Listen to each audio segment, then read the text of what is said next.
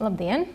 Es esmu Linda Rinkule, pārstāvu Patērētāju tiesību aizsardzības centru, esmu preču un pakalpojumu uzraudzības departamenta direktore un iestādes direktora vietniece. Šodien es jums pastāstīšu par Eiro uzraudzības projektu, galveniem rezultātiem un secinājumiem pēc projekta ieviešanas. Projektu uzsākot, Eiro uzraudzības projektu uzsākot, mēs lielu uzsvaru šajā projektā likām tieši uz komersantu un patērētāju informēšanu par prasībām cenu norādīšanai, cenu paralēlas atspoguļošanas periodā. Līdz ar to tika izstrādātas vadlīnijas komersantiem par preču un pakalpojumu cenu norādīšanas kārtību cenu paralēlās atspoguļošanas periodā. Šīs vadlīnijas skaidroja normatīvos aktus, tātad piemērojamos normatīvos aktus praktiskās situācijās, arī attiecīgajās nozarēs, kur varbūt šīs prasības nebija tik skaidras no normatīvajiem aktiem. Līdz ar to tāds sadarbībā ar nozares pārstāvjiem izstrādājot šīs vadlīnijas faktiski sniedza plašāku un saprotamāku skaidrojumu par cenu norādīšanas prasībām komersantiem. Un arī izstrādājām informatīvo materiālu patērētājiem, lai viņiem būtu vienkāršāk un ātrāk jau pierast pie šīm jaunajām prasībām un sekot līdzi cenām veikalos. Tika arī paralēli izstrādāts informatīvais buklets, kas bija šo vadlīniju īsākā versija, un mēs sagatavojām šos bukletus 15,000 eksemplāru, kurus arī mēs izplatījām komersantiem jau saulēcīgi veicot informatīvās pārbaudes. Un arī tika veikts šīs informatīvās pārbaudes ļoti intensīvi tieši septembrī un augustā, pirms cenu paralēlās atspoguļošanas perioda sākuma, lai īpaši lielākiem komersantiem, kuriem ir plašāki tirdzniecības tīkli, jau būtu saulēcīgi skaidrs, kā cenas ir jānorāda, un lai nenāktu 1. oktobris, kas bija šī perioda sākuma datums ar jauniem pārsteigumiem gan patērētājiem, gan uzņēmumiem. Paralēli šiem informatīvajiem materiāliem, informatīvajām pārbaudēm mēs arī veicām informatīvo darbu semināros, kur mēs stāstījām gan par prasībām, gan arī atbildējām uz komersantiem neskaidriem jautājumiem. Tika apbraukāta visa Latvija, mēs piedalījāmies semināros, kurus organizēja Finanšu ministrija, Eiropas Savienības pārstāvniecība, kā arī bijām atsaucīgi un sniedzām seminārus komersantiem pēc to pieprasījuma. Tika arī atklāta tālruņa līnija tieši komersantiem, kur viņi varēja piezvanīt un noskaidrot neskaidros jautājumus tātad pirms šī projekta, gan arī projekta ieviešanas laikā, kā arī bija izveidots e-pasts tieši Eiro jautājumiem, kuros varēja attiecīgi uzrakstot ātri saņemt atbildes no tāds konsultantiem. Un mēs vēl arī, lai šie patērētāji justos iesaistīti un arī varētu ziņot mums par kādām nekārtībām vai neatbilstībām, mēs izveidojām ziņošanas formu mūsu mājaslapā, kur patērētāji varēja attiecīgi informēt saulēcīgi mūs par konstatētajām neatbilstībām, un mēs varējām veikt pārbaudes jau tieši pie tiem komersantiem, kur šīs problēmas ir novērotas. Mūsu projektu uzsākot, mūsu galvenie mērķi bija sekojoši. Pirmkārt, nodrošināt, ka visā Latvijā cenas tiek norādītas atbilstoši normatīvajiem aktiem. Tās tiek atspoguļotas gan latos, gan eiro. Un tās tiek arī pārrēķinātas atbilstoši normatīvu aktu prasībām. Tiek ievērots pareizs kurs un attiecīgi tiek veikta pareizi arī noapaļošana. Mums bija ļoti svarīgi arī, lai patērētāji netiktu apskaitīti periodā, kad ir dubultais valūtas apgrozības periods, kas bija 2 nedēļas no 1. janvāra, ņemot vērā to, ka tad varēja norēķināties gan latos, gan eiro, un attiecīgi varēja būt gadījumi, kad tiek apskaitīti patērētāji, tika veikti arī kontrolpirkumi. Un mums bija svarīgi arī veicināt sabiedrības uzticēšanos eiro visā periodā. Līdz ar to tika ļoti daudz skaidrots arī patērētājiem, gan mūsu uzraudzības darbs, gan arī skaidrotas prasības, lai attiecīgi nomierinātu bieži vien satraukušos prātus par to, ka varētu kaut kas būtiski mainīties pēc tam, kad tik nomainīta valūta Latvijā. Mūsu uzraudzības komanda sastāvēja ne tikai no Patērētāju tiesību aizsardzības centra inspektoriem, 27 cilvēkiem, kas veic regulāras pārbaudes tirdzniecības vietās, bet arī mums palīgā nāca Patērētāju interešu aizstāvības asociācija, kas ir nevalstiskā organizācija, kas pārstāv tieši patērētāju intereses, kas regulāri veic uzraudzības darbu visā Latvijā. Viņiem ir vairākas reģionālās pārstāvniecības Latvijas reģionos, Un viņi sadarbībā ar Patērētāju tiesību aizsardzības centru gāja arī uz veikaliem pēc mūsu izstrādātām pārbaudas lapām un pēc mūsu noteiktās metodikas veica šo pārbaudas darbu visā Latvijā. Un tātad mēs noslēdzām ar viņiem līdzdarbības līgumu, kurš paredzēja, ka viņi veic 13,000 pārbaudas visā šī pārbaudas periodā. Mēs arī sadarbojāmies ar citām uzraudzības iestādēm, ar Pārtikas un veterināro dienestu. Noslēdzām starpresoru vienošanos, kas paredzēja, ka Pārtikas veterinārā dienesta inspektori, kas veic savas ikdienas pārbaudes veikalos, pakalpojumu sniegšanas vietās, arī pievērš uzmanību to, vai cenas tiek norādītas divās valūtās. Un attiecīgi arī iesaistījās valsts ieņēmuma dienesta inspektori, kas veicot savas ikdienas pārbaudes, arī pārliecinājās par to, ka cenas ir norādītas un tiek veikta pareiza šo cenu konvertācija. Pārbaužu ģeogrāfija aptvēra visu Latviju, kā jau es minēju iepriekš, tātad pārsvarā Patērētāju tiesību aizsardzības centra inspektori veic pārbaudes Rīgā un Daugavpilī, kur mums ir tātad reģionālās kur mums ir pārstāvniecības, bet, protams, tika ļoti daudz inspektori brauc komandējumos arī uz visām citām Latvijas vietām, kur nebija Patērētāju interešu aizstāvības asociācijas biedru. Bet, kā var redzēt arī šajā kartē, kur ir baltās atzīmes, tātad tur visur bija Patērētāju interešu aizstāvības asociācijas cilvēki, kas uz vietas bija tātad vienmēr pārbaudēs tieši šajos reģionos, ne tikai pilsētās, bet arī apkārtējos reģionos tika veiktas regulāras uzraudzības darbs. Pārbaudas process ietver to, ka Patērētāju tiesību aizsardzības centrs un Patērētāju interešu aizstāvības asociācija veic pārbaudi pie komersanta, aizpildot noteiktas formas pārbaudas lapu, izvēloties noteiktas izlases pārbaudas vienības, piemēram, noteikts preču veidus vai pakalpojumus, pārliecinājās par to, vai cenas ir norādītas divās valūtās un pārbaudīja arī šo vai pareizi pārrēķins ir veikts, vai ir ievērots pareizs kurs un vai ir pareizi nopaļotas šīs cenas. Ja Patērētāju tiesību aizsardzības centrs vai asociācija konstatēja pārkāpumus, tika dots norādījumi šim komersantam pārkāpumus novērst, un tam tika vienmēr dotas 5 darba dienas laika. Ja vien tas neietver kādus plašākus pārkāpumus, kur, teiksim, piemēram, visā veikalā ir nepareizi norādītas cenas, tas varēja būt kā izņēmums, un tur bija dots ilgāks laiks. Bet pamatā tās bija 5 darba dienas, un attiecīgi tāds pārliecinājās vai PIA pārliecinājās par to, ka šie pārkāpumi ir novērsti. Un, ja gadījumā tad konstatēja atkārtots pārkāpums, tad savukārt tika izvērtētas nepieciešamība ierosināt administratīvo pārkāpumu lietvedību. Kā tika uzsvērts arī iepriekš, mēs ļoti daudz informācijas saņēmām arī no citām uzraudzības iestādēm, no Pārtikas un veterinārā dienesta, no valsts ieņēmuma dienesta, kā arī, protams, no Patērētāju interešu aizstāvības asociācijas, kur mēs tātad izanalizējām to informāciju, ko viņi ir veicot pārbaudas konstatējuši. Tātad tur, kur viņi bija gājuši pārbaudēs un neko nebija konstatējuši, tad tur mēs negājām, šos objektus nepārbaudījām. Savukārt īpaši uzmanību pievērsām tieši tiem objektiem, kur bija konstatēti pārkāpumi, un pārliecinājāmies, ka tātad šie pārkāpumi ir novērsti, veicot atkārtotās pārbaudas. Kā arī īpaši uzmanību pievērsām patērētāju sūdzībām, kuras mēs saņēmām īpaši periodu sākumā ļoti daudz, un īpaši tātad uz 1. janvāri. Un arī veicām pārbaudas, pārliecinoties par to, vai šie pārkāpumi ir novērsti. Pārbaudījām tātad mēs cenu paralēlo atspoguļošanu, cenu konvertāciju un arī kontrolu pirkumus veicām, lai pārbaudītu, vai, teiksim, šis cenu summa, aprēķinātā summa ir korekta, nav apskaitīts patērētājs. Tad tiešām inspektori gāja, izlikās par patērētājiem, veica kontrolu pirkumus un pārliecinājās par to, vai šī aprēķinātā summa ir pareiza. Un tas bija īpaši aktuāli valūtu dubultās apgrozības periodā, šī gada sākumā. Un tie bija tie gadījumi, kad mēs saņēmām sūdzības no patērētājiem par to, kad ir, teiksim, konstatēti šādi gadījumi, apskaitījumi gadījumi, vai cenas nav pareizi norādītas veikalā. Tomēr mēs arī ļoti daudz veicām pārbaudas tieši par cenu prasību ievērošanu. Īpaši uzmanību pievēršot akciju cenām un mērvienības cenām. Un tā kā gada sākumā ir ļoti aktuāli tieši, teiksim, akcijas atlaides, sezonas preču izpārdošana, tad arī ļoti daudz problēmas konstatējām tieši ar akcijas cenām. Kā mēs noteicām tātad pārbaudas objektus, kur mēs gājām?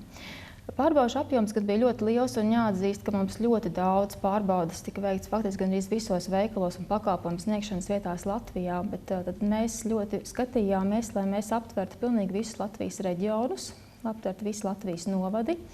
Mēs skatījāmies arī tās jomas, kur patērētāji visvairāk iegādājās gan preces, gan saņem pakalpojumus. Pārtikas, sadzīves tehnikas veikals, apģērbus, apavu veikals, aptiekas, kā arī pakalpojumu sniegšanas vietas, kā autoremonta pakalpojumi, frizētavas, kafejnīcas, ķīmiskās tīrītavas, autostāvvietas un tam līdzīgas pakalpojumu sniegšanas vietas. Un tā kā interneta tirdzniecība ir tik populāra un attīstīta, arī tad interneta veikali tika pārbaudīti, pastiprināti šajā periodā. Protams, ka mūsu uzmanības lokā bija arī sūdzības un saņemtā informācija. Un tur, kur jau mēs konstatējām problēmas, arī tika veikts atkārtotās pārbaudes, un tad šie uzņēmumi iekļuva mūsu pārbaužu sarakstā. Pirmreizējā pārbaude nozīmē to, ka mēs arī informējam un konsultējām komersantu. Tātad vienmēr tika iedots informatīvais buklets, īpaši perioda sākumā. Tika izskaidrotas prasības komersantiem, ja kaut kas nebija skaidrs. Tad izlases veidā arī pārbaudījām noteiktu preču apjomu, aizpildot pārbaudes aktu. Ja mēs nekonstatējām neatbilstības, faktiski mēs arī pie šī komersanta neatgriezāmies, ja vien nebija kāda signāla par neatbilstībām. Tomēr, ja konstatējām pārkāpumus, tad aicinājām tos novērst 5 darbdienu laikā. Ja komersants neatsūtīja vai nepierādīja par to, ka pārkāpumi ir novērsti, vai, piemēram, mēs konstatējam ļoti nopietnas pārkāpumus, visā veikalā, piemēram, nav norādīts cenas vai tiek kaut kādā veidā nepareizi aprēķināts kurs, tad mēs veicām atkārtotās pārbaudes, kas faktiski arī varēja beigties jau pēc tam ar soda piemērošanu komersantam. Tomēr jāatzīst, ka šie gadījumi ir ļoti reti un kopumā komersanti sadarbojās un mums projekts norisinājās ļoti veiksmīgi. Tātad atkārtot pārkāpumu gadījumā mēs varējām izvērtēt šo soda piemērošanas nepieciešamību un sistemātisku pārkāpumu gadījumā, bet varēja izvērtēt nepieciešamību piemērot sodu par negodīgu komercpraksi un šādu praksi aizliegt. Projektā arī sadarbojāmies ar konkurences padomi, jo pārbaužu laikā mēs vienojāmies, ka mēs fiksēsim cenas arī par noteiktām precēm visa perioda laikā, lai konkurences padomi tālāk varētu izvērtēt šo preču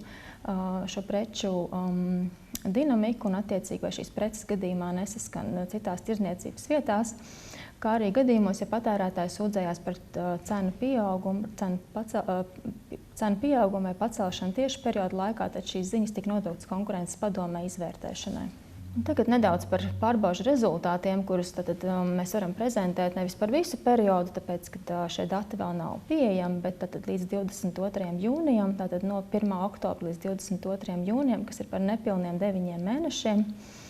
Kopumā Patērētāju tiesību aizsardzības centrs un Patērētāju interešu aizstāvības asociācija ir veikuši 26 871 pārbaudi un konstatējām 9310 objektos pārkāpumus, kas ir aptuveni 35% gadījumu no visām pārbaudēm. Tomēr jāatzīmē, ka 86% gadījumu no visiem šiem pārkāpumiem tie pārkāpumi tika novērsti vai nu pārbaudas brīdī vai arī 5 darbdienu laikā, kas nozīmē, ka tik būtiski šie pārkāpumi nebija, lai viņus nevarētu novērst ļoti ātri tajā pašā laikā vai arī 5 darbdienu laikā. Pārtikas veterinārais dienests un valsts ieņēmuma dienests arī kopumā veica attiecīgi 11 789 pārbaudes un 1216 pārbaudes. Pārkāpumus pārtikas veterinārais dienests konstatēja 367 objektos un valsts ieņēmuma dienests 31 objektā. Un, attiecīgi šos rezultātus mēs ņēmām vērā un veicām atkārtotas pārbaudes savu pārbaužu ietvaros. Te var redzēt arī pārkāpumu dinamiku pa mēnešiem. Un, kā var redzēt, mēs sākām mūsu projektu faktiski ar ļoti augstu pārkāpumu procentu, kas ir 45%. Gan arī pusē no visiem gadījumiem bija pārkāpumi. Un tad pēc tam jau pa mēnešiem šīs pārkāpumu īpatsvars samazinājās līdz 32% janvārī, tad atkal viņš turējās, nedaudz pieauga līdz martam, līdz 35% gadījumu, un nu jau ir būtiski samazinājies jau jūnijā konstatējot tikai 22% pārkāpumu. No konstatētajiem pārkāpumiem tāds galvenokārt ir saskāries ar nekorektu konvertāciju, kas nozīmē, ka komersanti vai nu nav ievērojuši pareizi maiņas kursu, vai arī nav pareizi nopaļojuši otro cenu otrajā valūtā. Tad tie ir 68% gadījumu no visiem pārkāpumiem, ka tieši nekorektā konvertācija ir bijusi problēma. Tāpat arī nav norādīts cenas divās valūtās, un tā ir trešdaļa no visiem pārkāpumiem, 30% apmērā. Tas ir tas, ko mēs arī rēķinājāmies perioda sākumā, ja tās ir šīs jaunās prasības, un tās mēs arī galvenokārt esam konstatējuši. Ja mēs arī paskatāmies tieši par nekorektas konvertācijas problēmām tieši pa vienībām vienā pārbaudas laikā, tad mēs redzam, ka, ja mēs, piemēram, tomēr tā dinamika iet uz leju no 76% vienību, ko mēs konstatējam vienā pārbaudē, kur bija nekorekta konvertācija, tā ir samazinājusies projekta beigās jau uz 57%, kas tad ir samazinājums, lai gan varbūt ne tik būtisks, kā mēs būtu vēlējušies. Tomēr ir jāsaprot, ka tās problēmas galvenokārt ir atsevišķām preču vienībām. Tur lielākoties ir problēma tieši ar cilvēcisko faktoru, kad piemēram cenas nevis rēķina datorizēti visam veikalam, kur attiecīgi kļūdīšanās iespēja ir daudz mazāka.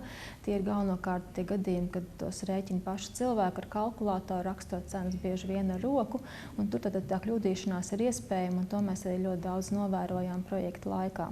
Cilvēciskais faktors ir tas, kurš noteica lielo neatbilstību skaitu.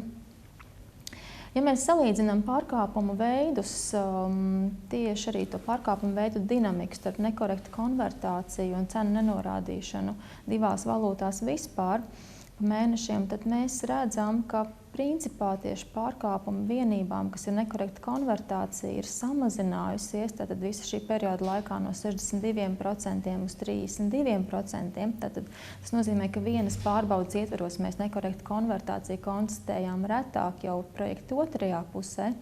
Tomēr arvien vairāk mēs konstatējam gadījumus projekta beigās, kad šīs cenas netiek norādītas divās valūtās vispār. Protams, tas ir izskaidrojams ar to, ka projektam beidzoties komersanti nedaudz arī atslāpst, un viņam liekas, ka tūlīt mēs jau beigsies tas periods, un mums nav vērts vairāk šīm sevišķi jaunām precēm, kas tiek izliktas plauktos otro cenu norādīt. Kā arī pateicoties, diemžēl, arī ziņām, kas izskanēja ik pa laikam šogad, gan beidzoties dubultās valūtas apgrozības periodam janvāra vidū, kad nu jau vairs cenas nevajag norādīt divās valūtās, gan arī pēc 3 mēnešiem aprīļa sākumā parādījās ziņa par to, ka nevajag vairs cenas norādīt, gan arī pat vēl māja vidū. Līdz ar to mēs arī ļoti daudz izjutām tieši tad veicot pārbaudas, ka komersanti klausoties šās ziņas, diemžēl bieži vien teica, kā taču periods jau ir beidzies, bet tā nu gluži nebija, un līdz to tie pārkāpumi tika konstatēti. Tas, ko gribētos uzsvērt, ir tas, ka ļoti daudz pārkāpumus komersanti novērst uzreiz pārbaudas brīdī. Tad mēs redzam, ka aptuveni pusē gadījumu no pārkāpumiem projekta sākumā šie pārkāpumi tika novērsti uzreiz. Tas nozīmē, ka tie bija simptomātiski atsevišķi gadījumi, kad pārkāpumi ir konstatēti veikalā, jo visu veikalu tāpat nevar pārlīmēt un visā veikalā cenas divās valūtās nevar norādīt. Tad tie ir atsevišķi preču pozīciju veidi, kuriem bija jāsakārto tas. Līdz pat 70% arī projekta beigās, kad tika novērsti jau pārkāpumi uz vietas, kas liecina par to, ka šīs problēmas nebija tik nopietnas, lai tās nevarētu uzreiz arī sakārtot.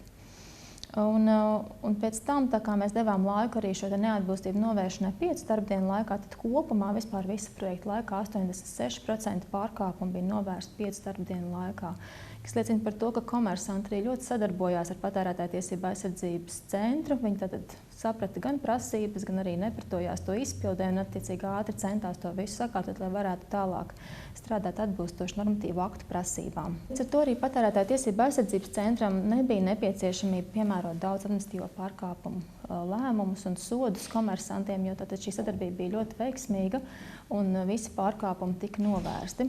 Tomēr bija atsevišķi gadījumi, ka tātad vai nu nebija komersanti nepiekrita, ka prasības ir jāizpilda, vai nu attiecīgi nebija pietiekoši nodrošināts iekšējās kontrolas procedūras, lai novērstu gadījumus, kad atkārtojās šādi pārkāpumi un sodi, diemžēl, bija jāpiemēro.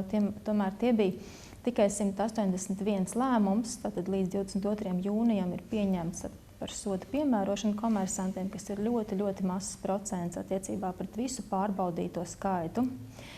Un gadījumos, kad mēs konstatējam šīs negodīgas komercprakses pazīmes, bija sistemātiski pārkāpumi vai pārkāpumi veica jau ļaunprātīgi godīgi kāds godīgs eiro ieviesējs. Tie bija 2 gadījumi, kad mēs piemērojām negodīgas komercprakses aizliegumu un soda piemērošanu. Nedaudz pastāstīšu arī par patērētāju ziņojumiem, ko mēs saņēmām visu periodu laikā, un jāatzīst, ka šie ziņojumi īpaši projekta sākumā bija pietiekoši daudz.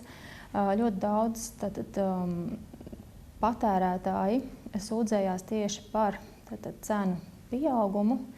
Tie bija 270 gadījumi, kad cilvēki novēroja cenu kāpumu. Īpaši pakalpojumu jomā bija ļoti daudz tieši informācijas par cenu kāpumu.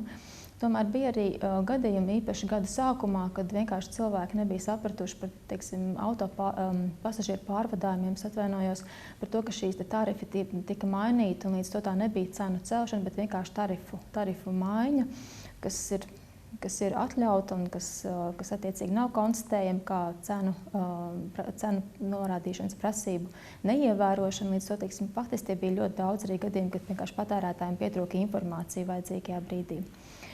Bet arī patērētāji bija ļoti modri un konstatēja arī veikalos nekorektas konvertācijas gadījumus. Tie bija 107 gadījumi un arī to, ka cenas nav norādītas divās valūtās vai nav vispār norādītas. Un tie bija 165 gadījumi. Ja mēs salīdzinām šos ziņojumus no patērētājiem pa mēnešiem, tad, protams, vislielākais pīķis bija janvārī, kad tieši tās valūtas maiņa notika un cilvēki īpaši pievērsa uzmanību to, kā cenas ir mainījušās vai tās ir korekti norādītas. Un tad mums bija šie 105 ziņojumi tieši par nepareizu cenu norādīšanu, uz kuriem mēs arī reaģējām. Un patiesībā vairāk kā pusē gadījumā mēs arī tiešām konstatējām pārkāpumus, kas mums ļoti palīdzēja arī faktiski sakārtot situāciju tirgū. Un pēc tam jau faktiski projektam ritot, februārī bija 29 ziņojumi no patērētājiem, bet pēc tam tie ļoti būtiski samazinājušies, kas liecina par to, ka faktiski vai nu pārkāpumu nav, vai attiecīgi patērētāji vairs varbūt tik rūpīgi neseko līdz tām cenu norādēm, jo faktiski tas sākuma periods bija visbūtiskākais, kad bija visvairāk sāsināta patērētāju uzmanība cenu norādīšanai. Kopējie secinājumi par projektu ieviešanu ir šādi, ka mums ir bijusi, manuprāt, ļoti veiksmīga sadarbība ar komersantiem, par ko liecina ļoti labie rādītāji attiecībā uz pārkāpumu novēršanu. Tie ir 86% gadījumu novērsti uzreiz vai 5 starpdienu laikā. Ir ļoti maz sodu, kas nozīmē, ka tāds nav konstatējis atkārtots pārkāpums, būtisks atkārtots pārkāpums. Tur salīdzinām pret kopējo pārbaužu skaitu tikai 0,007% gadījumu bija jāpiemēro sodi. Tad represīvas metodas no tāds puses, kas liecina par to, ka sadarbība ir bijusi ļoti veiksmīga un komersanti ir bijuši ļoti atsaucīgi un ātri novērsuši pārkāpumus. Gribētos arī uzsvērt, ka ir bijusi veiksmīga sadarbība ar citām uzraudzības iestādēm, kas ļāva būt uzraugiem visur klāt stāvēt, arī komersantiem palīdzēt, sakārtot šīs prasības un faktiski arī tādā veidā motivēt viņus visu norādīt un ievērot prasības. Un līdz to patērētāji var saņemt labāku informāciju par cenām. Un arī ir bijusi ļoti veiksmīga sadarbība ar Patērētāju interešu aizstāvības asociāciju, pateicoties viņu reģionālajam pārklājumam un arī viņu atsaucībai un lieliskajam darbam. Mēs esam arī veikuši ļoti lielu pārbaužu skaitu, kas ir gandrīz 40,000 pārbaudas visā Latvijā. Līdz ar to arī esam panākuši, ka visur Latvijā arī šīs cenas divās valūtās tiek norādītas. Nelielais sūdzību skaits faktiski to pierāda, jo ja arī nebūtu kaut kas kārtībā, tad mums noteikti būtu daudz vairāk ziņojumu no patērētājiem, ka tiešām tās problēmas pastāv, bet mēs to šobrīd neredzam, jo sūdzību skaits ir būtiski samazinājies. Pārkāpumu skaits ir samazinājies no 45% projekta sākumā līdz 22% projekta beigās.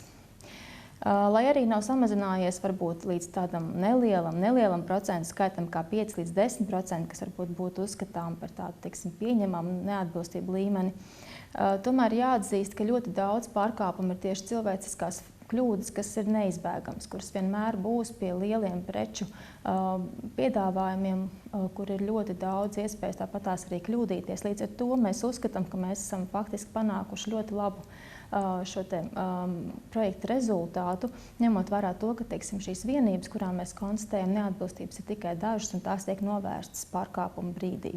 Ļoti daudz tieši problēmas ar konvertāciju, gan pārrēķini, gan matemātikas nopaļošanas principu ievērošana ir tā problēma. Līdz ar to ir jārēķinās, ka šīs kļūdu procents noteikti būs un pastāvēs. Un arī jāatzīst, ka ir nepieciešams regulāri atgādināt tāpat komersantiem gan par prasībām, gan par norādīšanas periodu, jo, kā mēs redzējām, sevišķi perioda beigās, tad šī nepatiesas informācijas izplatīšana ļoti reiz parāda to, ka neatbilstību skaits pieaug. Līdz ar to faktiski informēšanas darbs bija ļoti būtisks šajā projektā, lai vienmēr atgādinātu par šīm prasībām un lai komersanti tātad zinātu precīzi, kādi ir pienākumi un lai zinātu, cik ilgi šīs prasības ir jāievēro. Tas arī būtu viss par šo projektu un paldies par uzmanību.